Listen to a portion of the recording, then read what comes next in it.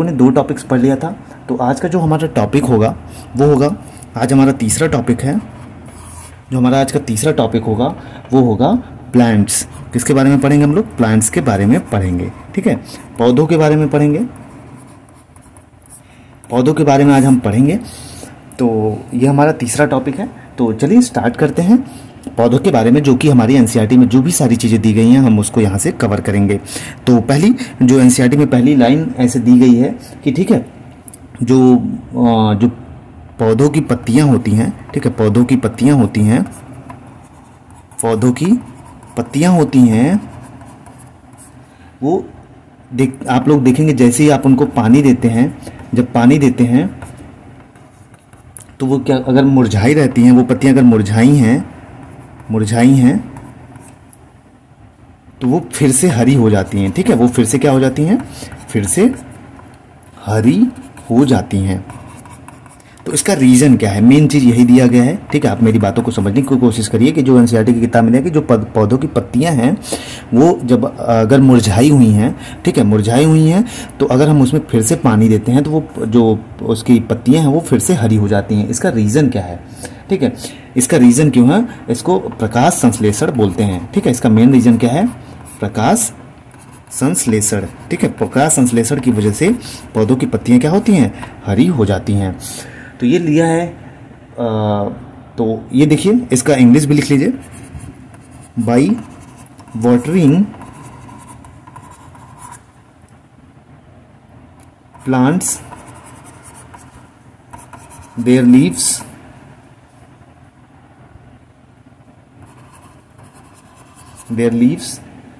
become green from wilting. Wilting मतलब क्या होता है? विल्टिंग मतलब मुरझाया हुआ होता है, ठीक है। बिकॉज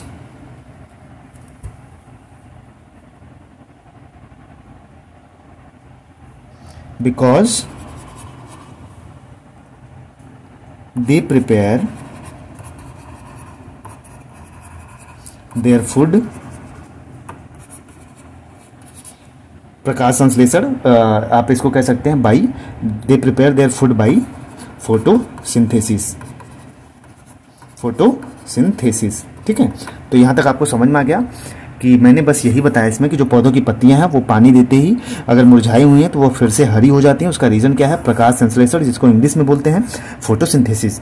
तो by watering plants there leaves became green from wilting. Wilting मतलब क्या होता है? मुरझाई हुई। Because they prepare their food by photosynthesis, ठीक है। यहां तक समझ में आ गया आपको? अब चलिए आगे चलते हैं।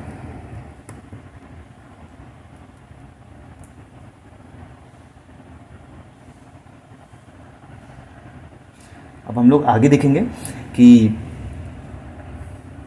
जो फोटोसिंथेसिस है, ठीक है, दूसरी लाइन दी गई है। जो फोटोसिंथेसिस होता है,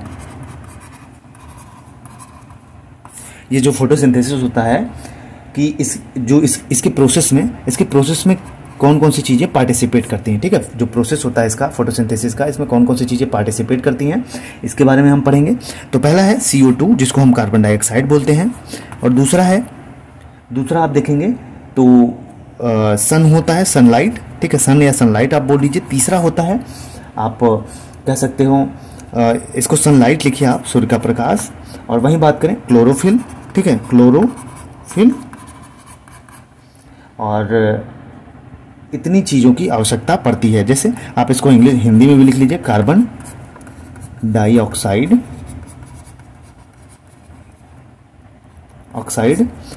दूसरा है सूर्य का प्रकाश,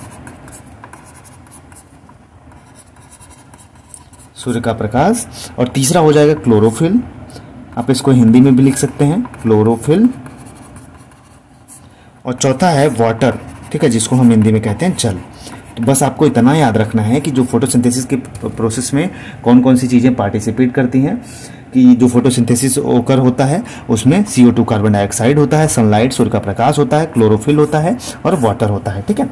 ये एनसीईआरटी में हमारे दी गई हैं। अब आगे चलते हैं। जो अब आगे जो एनसीईआरटी में तीसरी लाइन दी गई है कि भैया पत्तियों का जो हरा रंग होता है, ठीक है, पत्तियों का हरा रंग इस किसके कारण होता है? इसका जो मेन रीजन है क्या है? क्लोरोफिल के कारण, ठीक है, क्लोरोफिल के कारण, ठीक है। इसको लिख लीजिए, the green colour of leaves is due to किसके कारण? क्लोरोफिल के कारण, ठीक है, क्लोरोफिल के कारण। इतना बस दिया गया है एनसीईआरटी में। और आपको ये भी पता है, एक लाइन और लिखी है, इतना इंपॉर्टेंट नहीं है, कि जो प्लांट्स है भैया ये दोनों CO2 भी और ऑक्सीजन दोनों इवॉल्व करते हैं, ठीक है, इवॉल्व करते हैं मतलब निष्कासन करते हैं, ठीक है। तो ये था इंपॉर्टेंट लाइंस जो एनसीईआरटी में हमारे दी गई हैं। अब आगे चलते हैं।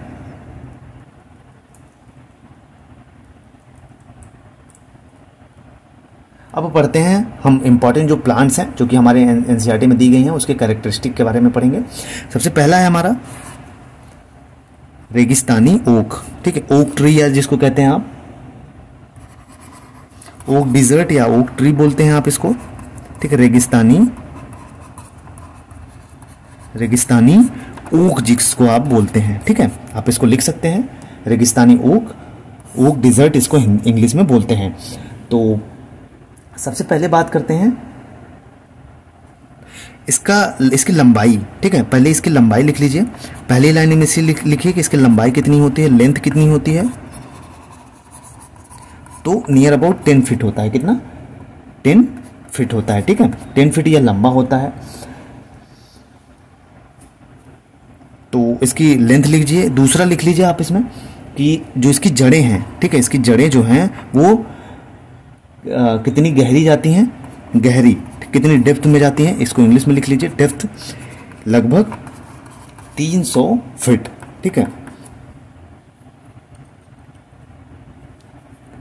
इनकी जो जड़ें होती हैं वो 300 फीट करीबन क्या होती हैं, डेप्थ में जाती हैं, अंदर जाती हैं, ठीक है, गहराई तक। ये हो गई दूसरी लाइन। अब तीसरी लाइन कि ये पाया कहाँ जाता है, ठीक है, तीसरी बात ये कहाँ पाया जाता है? ऑस्ट्रेलिया में पाया जाता है, ऑस्ट्रेलिया। और इसकी जड़ों की लंबाई की बात करें, ठीक है, ये ऑस्ट्रेलिया में पाया जाता है। और इसकी जड़ों की जो लंबाई है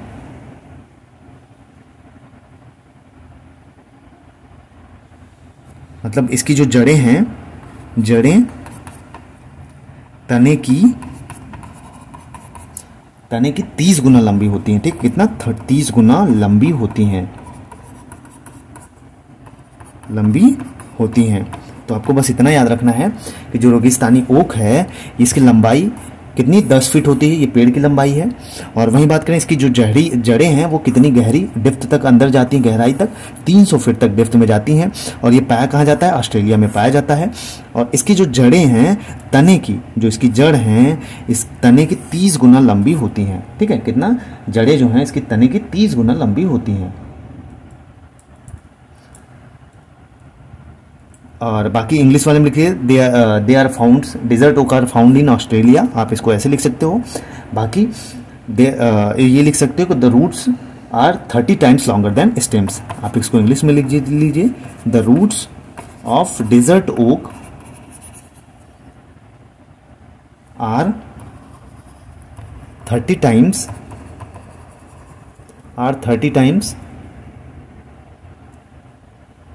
लॉन्गर देन स्टेम्स। आपको क्लियरली दिख भी रहा होगा, अच्छे से इसको लिख भी लीजिए आप। तो ये था रेगिस्तानी ओक के बारे में, ठीक है। और कुछ इतनी 4 बातें आप याद रख लीजिए कि जो प्लांट है, इस प्लांट की लेंथ कितनी होती है, लंबाई 10 फीट होती है, इसकी जड़ें कितनी जाती हैं, 300 फीट तक अंदर गहराई में जाती हैं। कहाँ पाया जाता है? ऑस्ट्रेलिया में पाया जाता है। इसकी जो जड़ें होती हैं तने की 30 गुना लंबी होती हैं, मतलब the roots of desert oak are 30 times longer than stems. अब आगे कुछ लाइन्स हैं इंपॉर्टेंट, आइए उसको देखते हैं।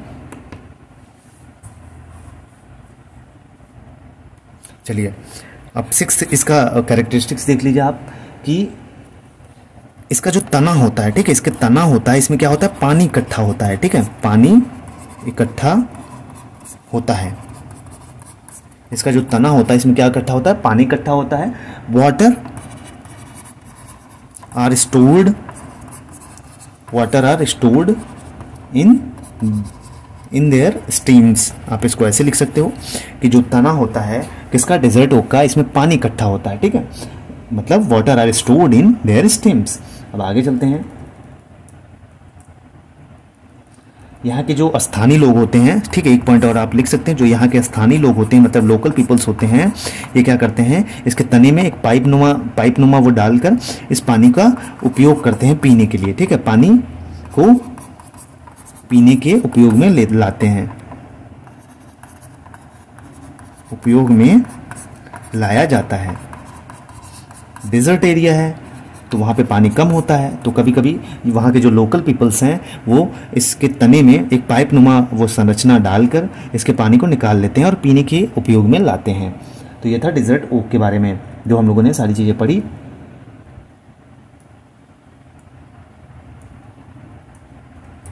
भाई दूसरी चीज़ पढ़ते हैं,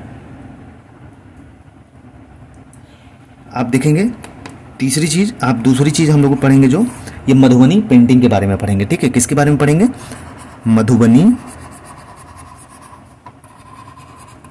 मधुबनी पेंटिंग्स के बारे में पढ़ेंगे, ठीक है, मधुबनी पेंटिंग्स या चित्रकला, ठीक है, मधुबनी चित्रकला।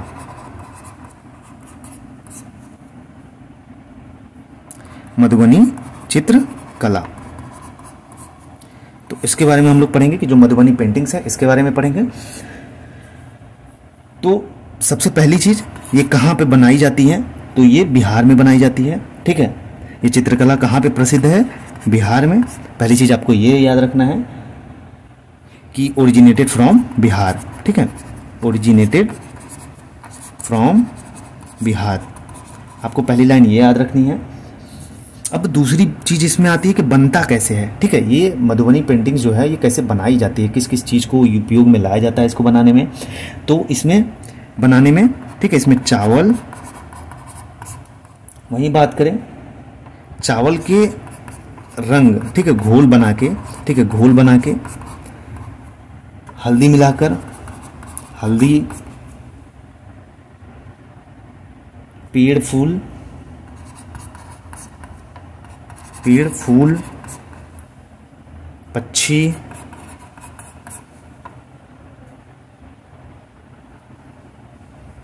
व मछलियां, ठीक है, मछलियां रखकर इनके पेंटिंग्स बनाई जाती हैं, ठीक है, रखकर पेंटिंग्स बनाई जाती हैं। तो बस आपको इतना याद रखिए कि भैया इसका जो मधुबनी पेंटिंग्स है कैसे बनता है। तो इसमें चावल के जो घोल है वो रंग मिलाकर, ठीक है, नील भी इसमें मिलाया जाता है, याद रखिएगा नील भी मिलाया जाता है। नील हो गया, हल्दी हो गई। तो इसमें होता क्या है कि इसमें जो पेड़ हो गए, फूल हो गए, जो पक्षियां हैं, मछलियां हैं, इनको रख कर क्या होता है, ऐसे पेंटिंग्स इनकी बनाई जाती है, ठीक है। जैसे ये मान लीजिए एग्जाम्पल मधुबनी पेंटिंग है, इसमें बर्ड्स हैं, ठीक है, इसमें चिड़िया है, आप चिड़िया की इसको समझ लीजिए। तो इसको रख के इस पर अलग अलग इसके कलर जो हैं उसको इसमें डालकर इसको बनाया जाता है मधुबनी पेंटिंग्स को, ठीक है। तो इतना आपको याद रखना है, ये इंपॉर्टेंट है। अब आगे चलते हैं।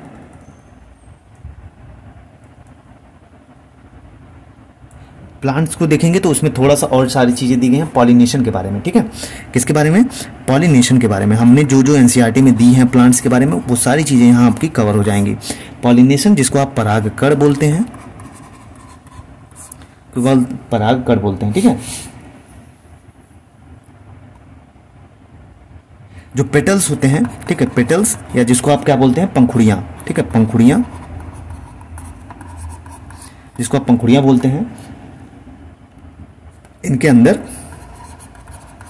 और जो हमारा फ्लावर्स होता है, ठीक है, फ्लावर्स, इनके बीच में, फ्लावर के बीच में आप देखेंगे कि बीच में देखेंगे आप, मतलब पाउडर जैसी चीजें मिलती हैं, ठीक है, पाउडर जैसी चीजें दिखाई देती हैं। आप देखेंगे पाउडर जैसी चीजें दिखाई देती हैं, जिसको हम क्या कहते हैं, जिसको हम क्या कहते हैं, पराग कहते हैं, ठीक है, पराग कहते हैं, या पॉलेन, इंग्लिश में पॉलेन कहते हैं। तो जब आप देखेंगे जो पेटल्स होता है इसके इनसाइड, मतलब इनसाइड पेटल्स, आप ऐसे इसको लिख लीजिए, inside petals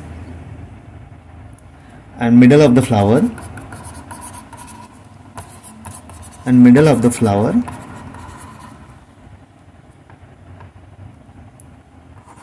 we can find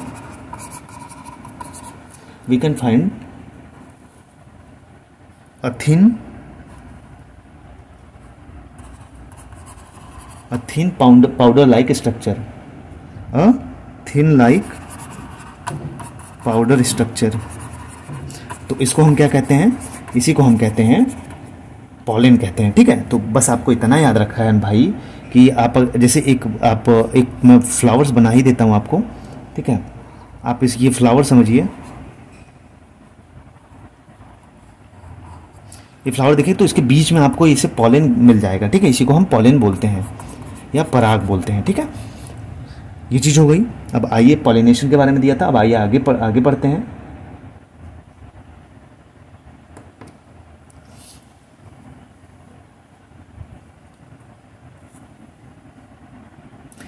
ये प्रोसेस, इसको परागकण किसको कहते हैं? ठीक है, परागकण किसको कहते हैं या पॉलिनेशन किसको बोलते हैं? तो इसको आपको समझना है। ठीक है, इसको आपको समझना है कि the process through which plants reproduce is called pollination,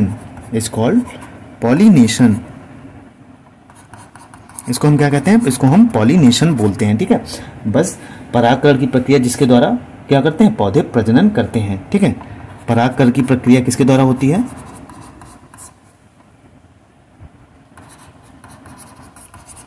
प्रक्रिया जिसके द्वारा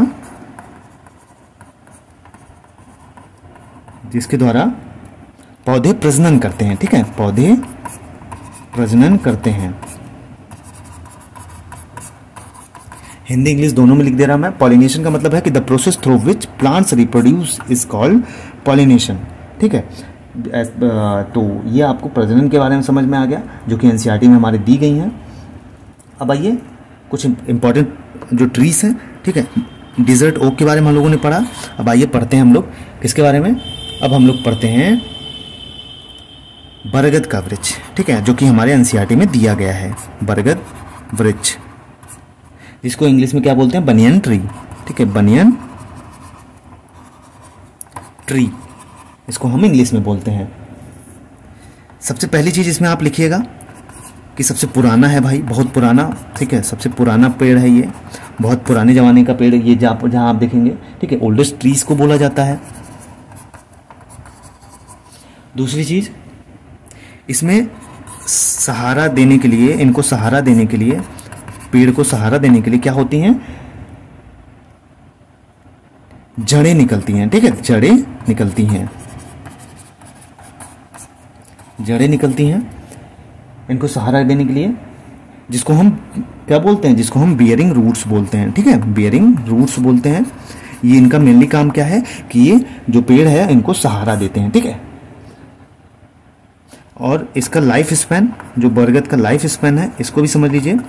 लाइफ स्पैन इसका मिनिमम 100 ईयर्स होता है। ठीक है, 100 वर्षों तक यह पेड़ जीवित रह सकता है। ये है, आगे चलते हैं।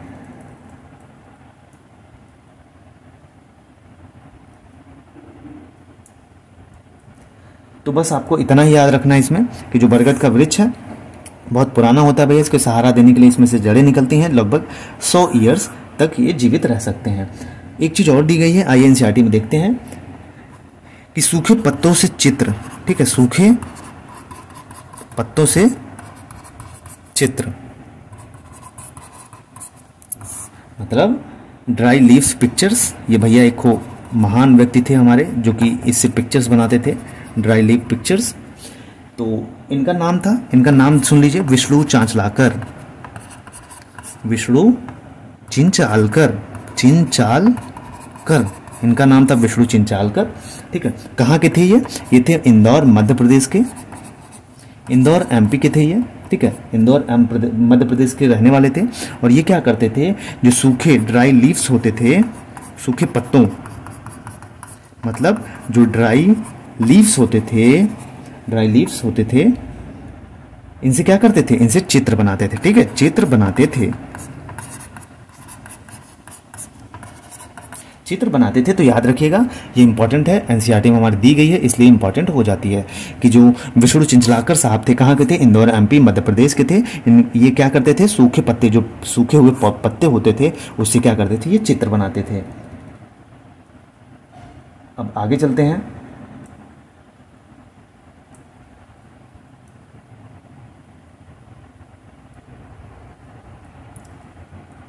हम लोगों ने डिजर्ट ओक के बारे में पढ़ लिया, विष्णु चिंचलाकर के बारे में पढ़ लिया, मधुबनी पेंटिंग के बारे में पढ़ लिया, वहीं हम लोगों ने पॉलिनेशन के बारे में पढ़ लिया, बरगद के बारे में पढ़ लिया हम लोगों ने। अब आइए कुछ और इंपॉर्टेंस दी गई हैं जहाँ से क्वेश्चन खूब पूछे जाते हैं, ठीक है, important points, important NCERT lines, ठीक है, जो कि हूबहू यहीं से पूछ लिए जाते हैं। तो इसको आप लिख लीजिएगा नोट बना के। फूलों की घाटी कहाँ है, ठीक है, valley of flowers, valley of flowers, फूलों की घाटी कहाँ है, उत्तराखंड में है, ठीक है, कहाँ है, उत्तराखंड में है। वैली ऑफ फ्लावर्स कहाँ पे है, उत्तराखंड में है। दूसरा लिख लीजिए कचनार, ठीक है, कचनार के फूल की सब्जी कहाँ बनाई जाती है, कचनार के फूल की सब्जी कहाँ बनाई जाती है, ये बनाई जाती है यूपी में, ठीक है, याद रखिएगा इसको कि इन Uttar Pradesh kachnar flowers are used to make vegetables, ठीक है, इतना आपको याद रखना है। और तीसरा इसमें लाइन लिख लीजिए, केले के फूलों की सब्जी कहाँ बनाई जाती है, केले के फूलों की सब्जी,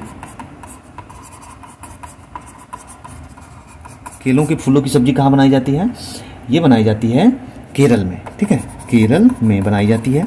वहीं एक और लाइन दी गई है इंपॉर्टेंस, उसको भी लिख लीजिए आप।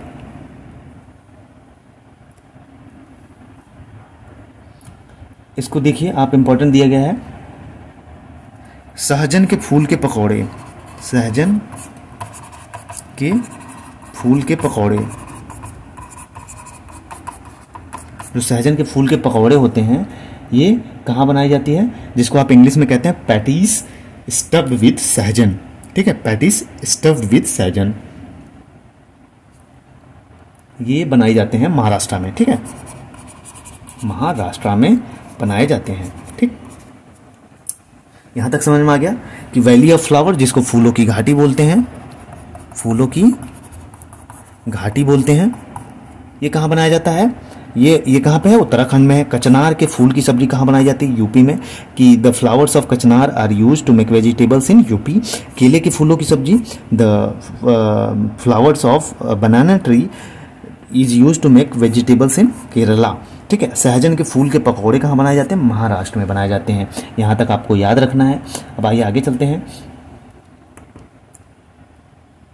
जो दवा में, ठीक है, मेडिसिनल प्लांट्स या दवा वाले पौधे,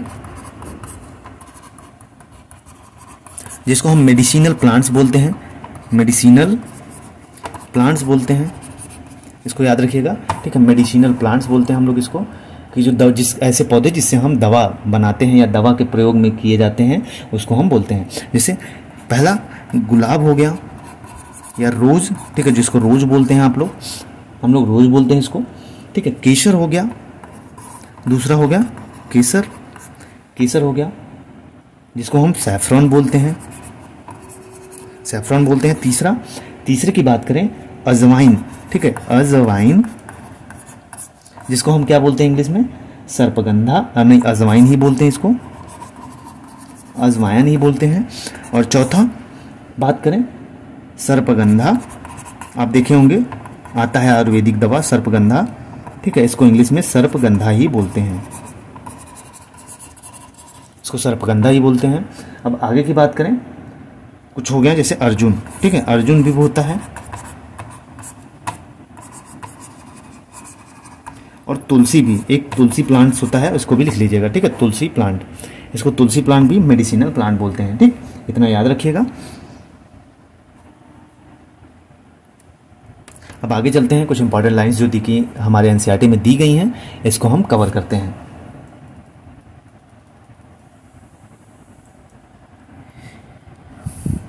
देखिए एक लाइन और दी गई है भैया कि कन्नौज, जो कन्नौज किस लिए फेमस है, ये आपको भी पता होगा, इत्र के लिए, ठीक है, इत्र के लिए फेमस है। मतलब जो Kannauj district of UP is famous for perfume. इतना याद रखना है आपको कि यूपी का जो कन्नौज डिस्ट्रिक्ट है किसके लिए फेमस है, परफ्यूम के लिए फेमस है।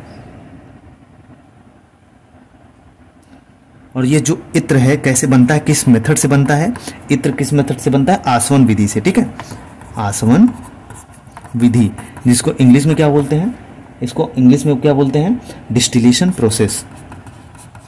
डिस्टिलेशन प्रोसेस यूज्ड होता है, ठीक है, इत्र को बनाने में। अब कुछ ऐसे प्लांट हैं जिसमें कभी कीड़े नहीं लगते, कौन कौन से प्लांट हैं, आइए इसको देखते हैं। नीम हो गया, कीकर हो गया, और खेजड़ी का वृक्ष, ठीक, खेजड़ी हो गई। इसमें क्या है, इसमें कभी भी कीड़े नहीं लगते, ठीक है, कीड़े मकोड़े नहीं लगते, कीड़े मकोड़े नहीं लगते। ये हो गया कि जो भैया हमारा नीम है, कीकर है, खेजड़ी हो गया, ठीक है, इसमें कभी भी आप इंग्लिश में जानना चाहते हैं, कीकर को इंग्लिश में क्या बोलते हैं, कीकर को इंग्लिश में बोलते हैं अकेशिया, अकेशिया कीकर को बोलते हैं, और इसको खेजड़ी ट्री बोलते हैं, ठीक है, खेजड़ी ट्री बोलते हैं, ठीक, खेजड़ी के वृक्ष को। ये हो गया, यहां तक समझ में आ गया आपको, एनसीईआरटी में ये सब लाइन दी गई हैं। अब आगे चलते हैं।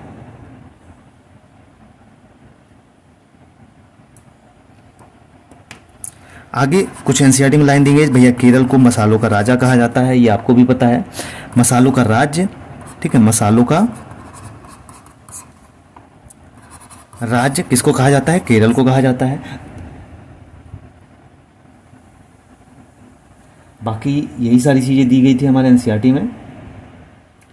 और आइए अब पढ़ते हैं हम लोग कुछ और जो वृक्ष है हमारे इंपॉर्टेंट्स, जो अभी छूट गई थे हमसे, अब इसको हम कवर करेंगे।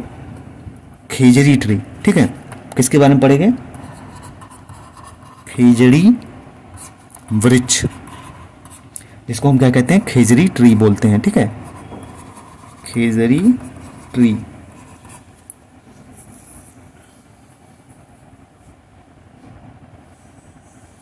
तो इसकी कहानी, खेजड़ी वृक्ष की आप कहानी सुन लीजिए कि इसमें क्या हुआ था 1731 में क्या कि राजस्थान, ठीक है, राजस्थान में एक जगह है, क्या नाम है जिसका, जोधपुर, ठीक है, जोधपुर है, राजस्थान में एक जगह है जोधपुर। वहां में कौन रहती थी, एक थी औरत थी वहां पे, अमृता देवी, ठीक है, क्या नाम था उनका, अमृता देवी नाम था, अमृता देवी बिश्नोई। इसका हिस्ट्री सुन लीजिए, क्वेश्चन यहाँ से पूछा जा सकता है खेजड़ी वृक्ष से कि 1731 का समय था, राजस्थान में एक जगह है जोधपुर जहां से बिलोंग करती थी अमृता देवी बिश्नोई, ठीक है,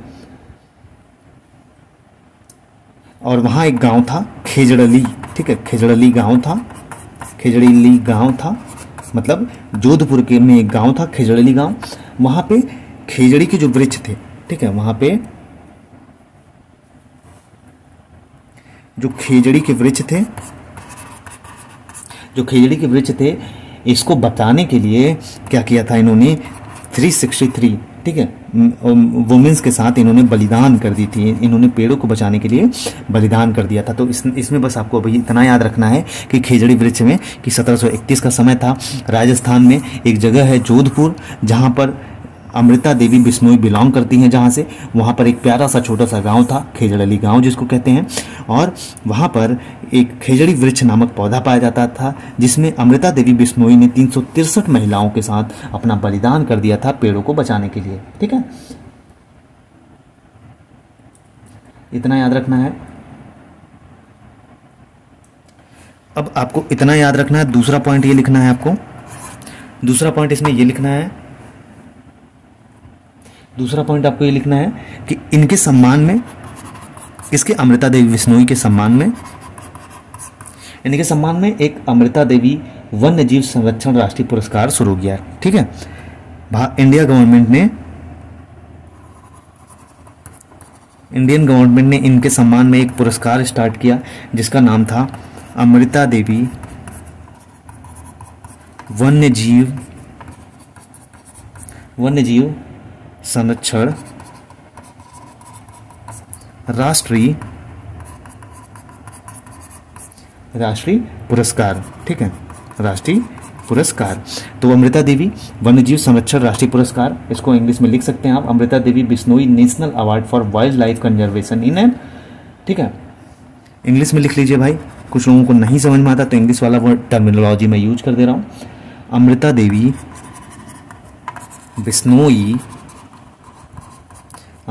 बिश्नोई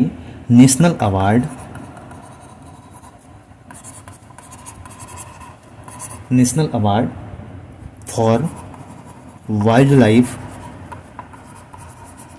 कंजर्वेशन। तो ये इनकी याद में, इनके सम्मान के लिए भारत सरकार ने अमृता देवी वन्य जीव संरक्षण राष्ट्रीय पुरस्कार देना शुरू किया। अब आइए इसके कैरेक्टरिस्टिक देखते हैं, इसकी विशेषताएं देखते हैं।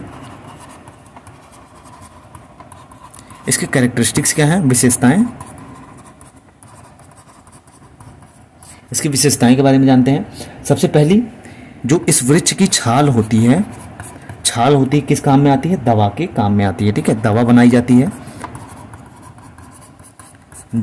जाती है इसके छाल से, दवा बनाई जाती है।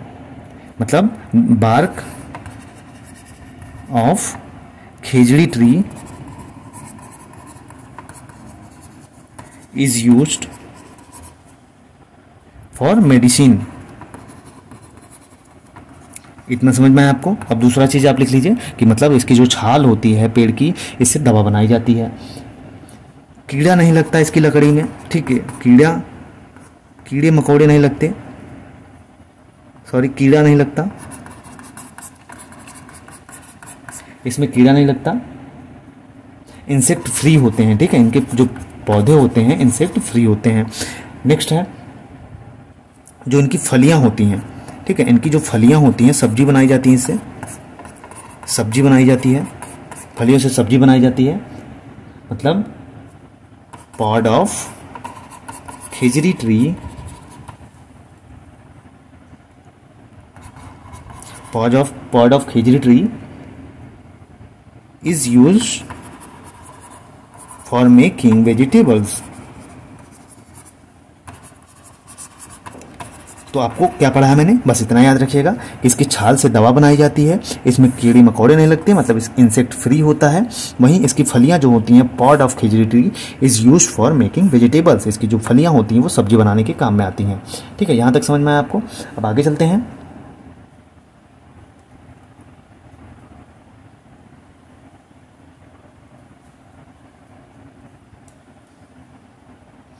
अब आगे चलते हैं, ये था खेजड़ी वृक्ष के बारे में। अब आइए कुछ इंपॉर्टेंट और दिए गए हमारे एनसीईआरटी में, इसको पढ़ते हैं।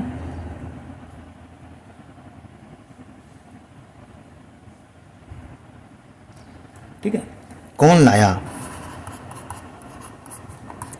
मतलब इसमें प्लांट्स के बारे में आपको पढ़ना है कि कौन सी चीज कहां से आया। ठीक है, कौन सी चीज कहां से आया, हु ब्रॉट करके एनसीईआरटी में एक चैप्टर है हु ब्रॉट करके, तो आपको इसके बारे में पढ़ना है। जैसे पहले चीज देखते हैं, मिर्ची कहां से आया, साउथ अफ्रीका से आया,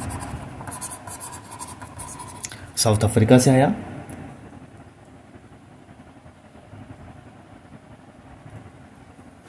दूसरा, भिंडी, गोभी, मटर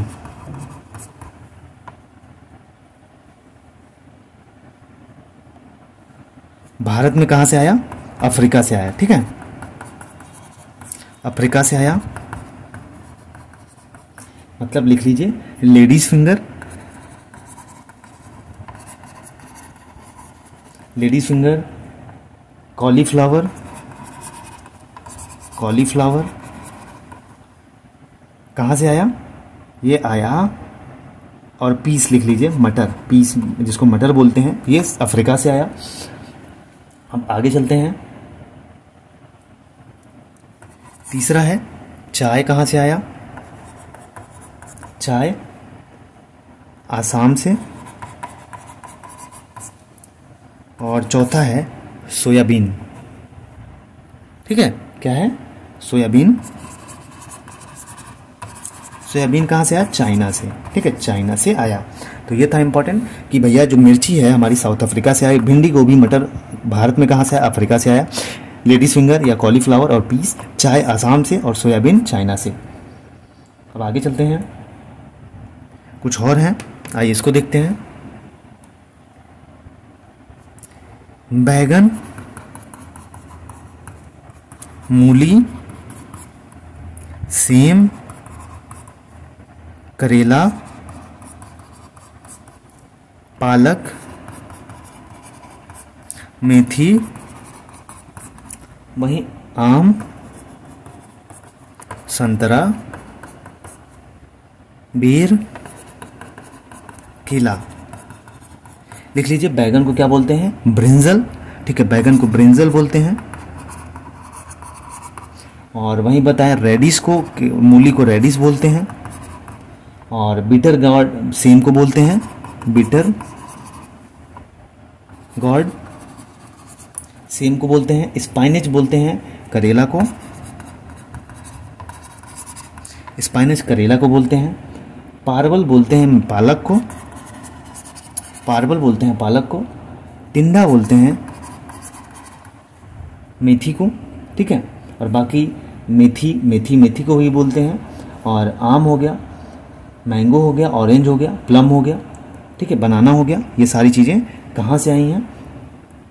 ये भारतीय हैं, ठीक है, ये सभी इंडियन हैं। बस इतना समझिएगा, इतना इंपॉर्टेंट नहीं है। बैगन, मूली, सेम, करेला, पालक, मेथी, आम, संतरा, ये कहाँ से पाए जाते हैं? भारत में हैं। अब आगे चलते हैं।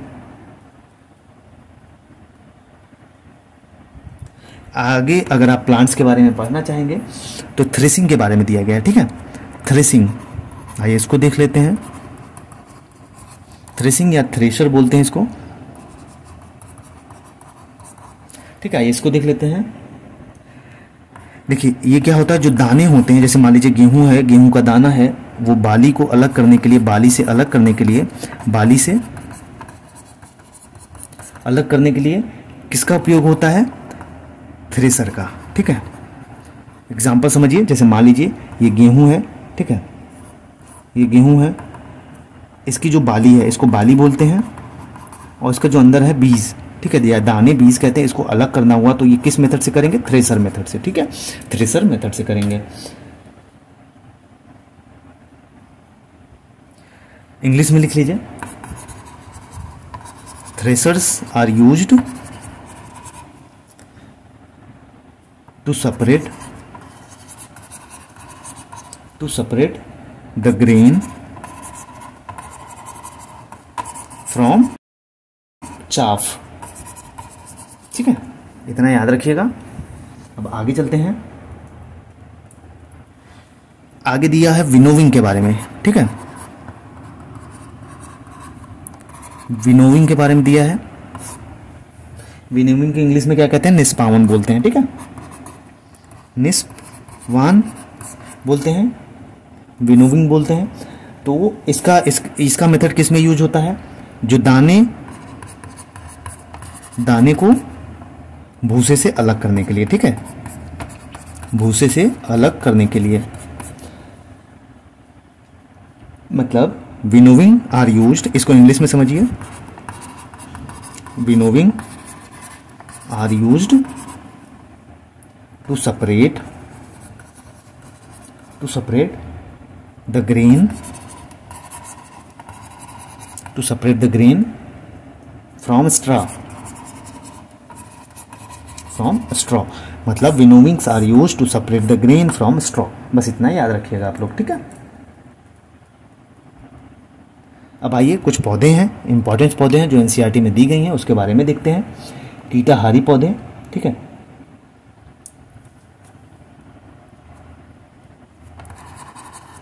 Insectivorous plants. पहला है निपेथिन्स, ठीक है, जिसको हम क्या कहते हैं, निपेंथिस। इसको हिंदी में लिख लीजिए।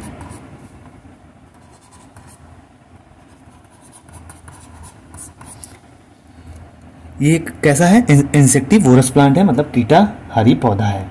कहाँ पाया जाता है ये, ठीक है, निपेथिन्स कहाँ पाया जाता है, यह इंडोनेशिया एंड मेघालय, भारत के मेघालय में पाया जाता है। आप इतना याद रख लीजिए, nepenthes is a insectivorous plant and these are found in Indonesia and Meghalaya.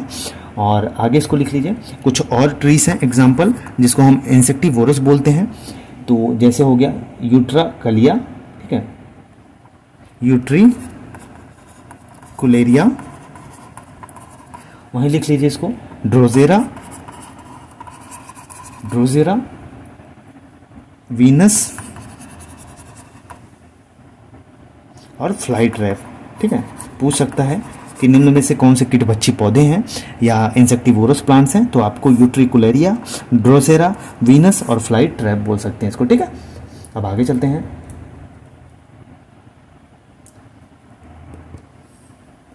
आगे चलेंगे तो देखेंगे वेलक्रो के बारे में दिया गया है, ठीक है। वेलक्रो, आइए कॉन्सेप्ट दिया है वेलक्रो के बारे में। क्या है वेलक्रो, आइए इसको देखते हैं। वेलक्रो के बारे में देख रहे हैं। इसका सबसे पहले डिस्कवरी किसने की, इसका आविष्कार किसने किया वेलक्रो का, इसकी डिस्कवरी जॉर्ज मिस्ट्रल ने की, ठीक है। किसने, जॉर्ज मिस्ट्रल ने की। कब की, 1948 में, ठीक है। डिस्कवरी, इसकी खोज किसने की, जॉर्ज मिस्ट्रल 1948 में की, ठीक है। तो भैया देखिए इसकी कहानी वेलक्रो की सुन लीजिए कि जो जॉर्ज मिस्ट्रल साहब थे, इन्होंने क्या किया कि एक ऐसा पौधा था कि गुजर रहे थे तो उनके कपड़े पे सारे कांटा कांटा होता है वो चिपक गया। तो इन्होंने क्या किया कि जो बीज के हुक थे वो कुत्ते पर, जो कुत्ता था उस पर चिपका कर देखा, ठीक है। तो उस पर, लेकिन वो मतलब कुत्ता जो था, ठीक है, सीधा सा एग्जांपल समझिए, जो डॉग था उसके हेयर होते हैं, उस पर आप देखेंगे उसके ऊपर बॉडी पे हेयर होते हैं, तो उस पर देखा कि कुछ चिपका हुआ था। तो इन्होंने देखा उसके सीड्स को, फिर उसको निकाला, फिर वहीं से इन्होंने खोज किया वेलक्रो की। वेलक्रो का यूज कहाँ होता है, आप देखेंगे जो सैंडल्स होते हैं, जो चर चर की आवाज़ आती है, सैंडल्स होते हैं उसमें चिपकाने के लिए छोटा बड़ा करते हैं। जब आप उसकी साइज को इंक्रीज या डिक्रीज करना होता है, इंक्रीज या डिक्रीज करना होता है, तब इसका उपयोग होता है, ठीक है। अब आगे चलते हैं।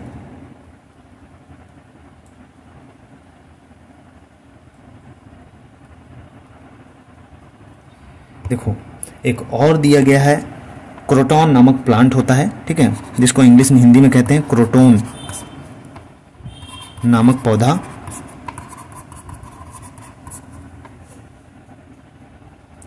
ये इसके द्वारा यह पता चलता है कि कब हमें खेत की सिंचाई करनी है, खेत की सिंचाई कब करनी है, ठीक है, खेत की सिंचाई कब करनी है। तो इससे यह पता चलता है, इंपॉर्टेंट है कि जो क्रोटॉन नामक पौधा होता है, इससे हमें क्या पता चलता है, क्रोटॉन प्लांट हमें इंडिकेट करता है कि plant should be water. English में लिख लीजिए, क्रोटॉन प्लांट्स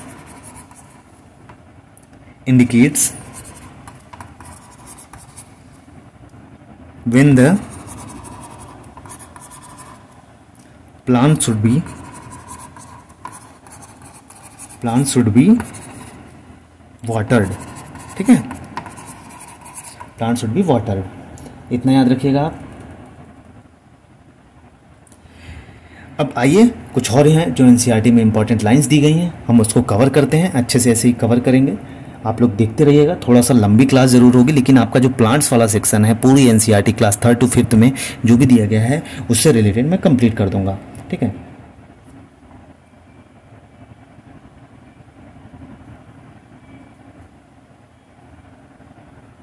ठीक है। इडली कहाँ खाया जाता है? ठीक है, इडली, आप इडली देखेंगे तो केरल में, तमिलनाडु में, कहाँ? तमिलनाडु में और कर्नाटक में ये खाया जाता है। इडली तमिलनाडु, कर्नाटक व केरल में, और इडली व डोसा, ठीक है, आप डोसा भी लिख सकते हो इसमें, डोसा ये खाया जाता है यहाँ पे। और वहीं बात करें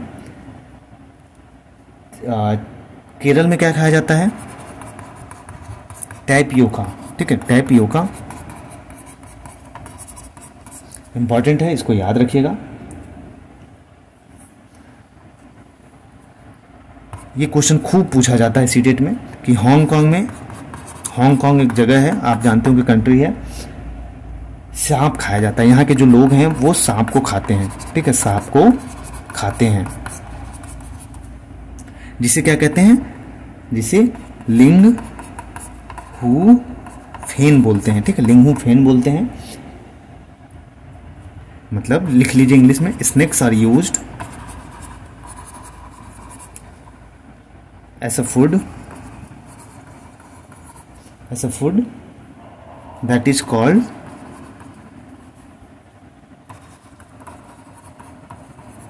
लिंग हु फेन, ठीक है, लिंग हु फेन इसको कहते हैं इंग्लिश में। तो इतना याद आपको रखना है कि इडली और डोसा कहाँ खाया जाता है? चावल, केरल तमिलनाडु में और कर्नाटका में। केरल में टैपियोका खाया जाता है, हांगकांग में सांप को खाते हैं जिसको लिंग हु फेन बोलते हैं, ठीक है।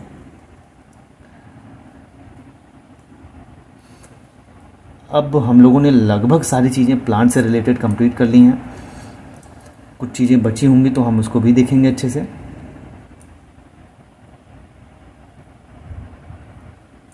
तो यहाँ तक था हमारा जो कि प्लांट्स में, अगर हम आपको समझाएं तो जो प्लांट्स वाला चैप्टर है आप एनसीईआरटी में, आप सिलेबस में देखेंगे, चाहे सीटेट में थीम दिया गया है पौधे, और चाहे दमन में, ठीक है, दमन दीव में, इसमें दोनों में दिया गया है। तो जो प्लांट से रिलेटेड जो भी एनसीईआरटी 3rd to 5th दी गई थी, मैंने सारी चीज़ें 1 घंटे में कंप्लीट करा दी। बाकी कैसी लगी क्लास? ऐसे क्लास को पाने के लिए आप चैनल को लाइक से सब्सक्राइब कर लीजिएगा, और अच्छा लगे तो कमेंट जरूर करिएगा। बाकी जय हिंद, जय भारत। मिलेंगे अगले वीडियो में अगले टॉपिक के साथ।